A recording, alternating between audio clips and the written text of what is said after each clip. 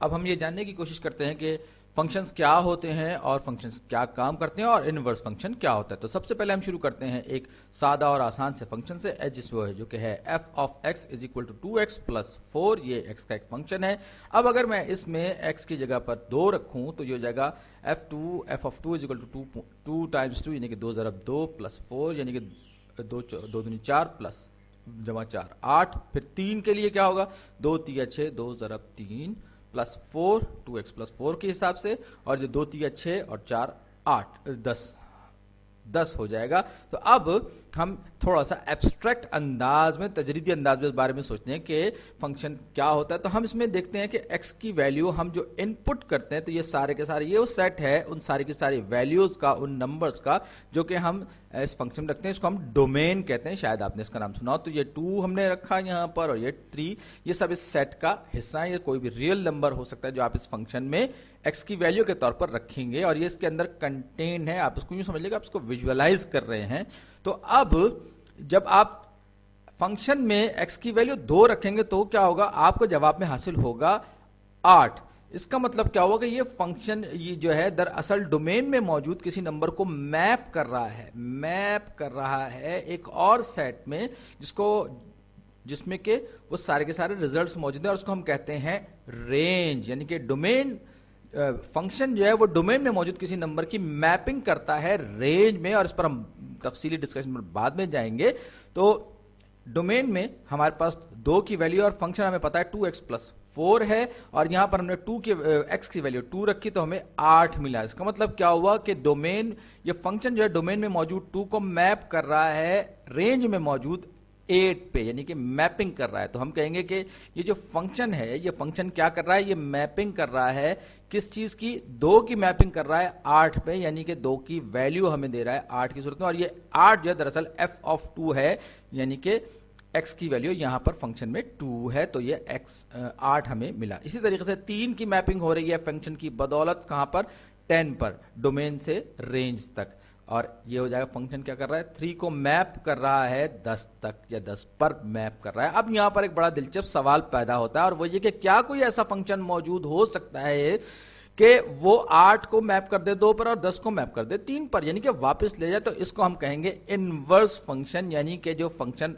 Original function का inverse function है। क्या कोई ऐसा फंक्शन मौजूद हो सकता है जो कि 10 को, यहां पर एग्जाम्पल के तौर पर 10 को वापस मैप करे। हमने यहाँ पे ये -1 जो लिखा है, रेज़ टू द पावर -1, इसका होता है इनवर्स, ये नोटेशन है जो 10 को 3 पर वापस मैप करे। इसी तरीके से क्या कोई ऐसा फंक्शन है जो कि 8 जो कि रेंज में है उसको वापस मैप कर दे डोमेन के 2 पर, तो क्या इसको ये होगा f इनवर्स ऑफ 8 जो कि 8 को मैप करेगा 2 पर। तो ये एक खासा एब्स्ट्रैक्ट और बहुत मुश्किल काम लगता है, लेकिन हकीकत ये है कि ये बहुत आसान काम है और इसको सॉल्व करना भी बहुत आसान होता है। अगर कोई ऐसा फंक्शन मौजूद है तो हम उसे किस तरह से मालूम कर सकते हैं, यही हम इस वीडियो में जरा सा देखने की कोशिश करेंगे। तो अब मैं ये कहता हूं कि ये जो f ऑफ x है, यानी कि फंक्शन ऑफ x है, इसको मैं कहता हूं कि ये दरअसल y है, ये y है। तो मैं कहूंगा कि y is equal to 2x plus 4, और अब मैं इसको x के लिए सॉल्व करूंगा, यानी कि मैं ये x की वैल्यू मालूम करूंगा इन टर्म्स ऑफ y। यानी कि अगर पहली सूरत थी तो हमारे पास y की वैल्यू मिल रही थी इन टर्म्स ऑफ x। अब मैं बात को उलट दूंगा, और बात को उलटने के लिए मैं क्या करूंगा, मैं जरा सबसे पहले दोनों तरफ से 4 माइनस करूंगा, तो ये हो जाएगा y माइनस 4 बराबर हो जाएगा 2x के। अब मैं दोनों साइड्स को 2 से डिवाइड करूंगा तो मेरे पास क्या आ जाएगा, मेरे पास आ जाएगा y ओवर 2 माइनस 4 को 2 से तकसीम करूंगा तो 2 आ जाएगा, तो ये y over 2 minus 2 is equal to x। अब मैं अपना जो कन्वेंशन है उसके हिसाब से x को इस तरफ ले आऊंगा लेफ्ट हैंड साइड पे, तो ये हो जाएगा x is equal to half y minus 2। ये मेरे पास एक इनवर्स फंक्शन, ये फंक्शन आ गया जो कि पिछले फंक्शन का इनवर्स है, यानी कि मुझे x की value in terms of y दे रहा है, यानी कि ये मैप बैक कर रहा है, उलट कर रहा है। यानी कि इस फंक्शन ने रेंज को डोमेन बना दिया और डोमेन को रेंज में तब्दील कर दिया। तो इसको मैं लिखूंगा f of inverse y, f inverse y is equal to, यूं कहूंगा कि मैं f inverse y is equal to, क्योंकि अब ये यहां पर जो रेंज जो था ओरिजिनली वो अब डोमेन बन गया और जो डोमेन था वो रेंज बन गया, याद रखिए। तो जाएगा 1/2 y माइनस 2। अब मैं अपने ओरिजिनल स्टैंडर्ड नोटेशन पे वापस आ जाऊंगा, क्योंकि बुनियादी तौर पर अगर वो एफ एक्स था तो ये असल में एफ इनवर्स ऑफ एक्स है, लिहाजा मैं वाई की जगह पर स्वैपिंग करूंगा या तब्दील कर दूंगा, मैं वाई की जगह पर एक्स रख दूंगा, क्योंकि असल तो इसका ताल्लुक जो है वो एक्स ही से है। तो अब मैं इसको क्या करूंगा, मैं इसको रिप्लेस करूंगा।